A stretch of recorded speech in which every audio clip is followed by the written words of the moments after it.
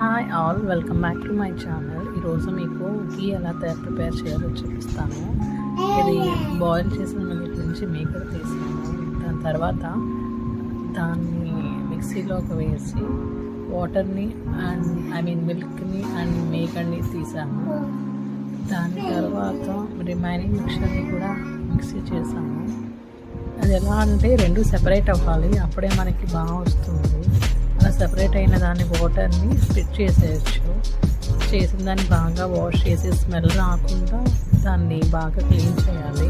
Clean చేసింది ఇప్పుడు పర్ఫెక్ట్గా ఉన్నట్టు దాన్ని స్టవ్ మీద పెట్టి సిమ్లో పెట్టచ్చు, లేదంటే మీరు దగ్గర ఉంటే హై ఆర్ మీడియంలో పెట్టుకొని మనం చూసుకుంటూ ఉండాలి. దాన్ని అలా కాగనివ్వాలి. కాగనిస్తే మొత్తం కరగాలి. కరిగిన తర్వాత దాన్ని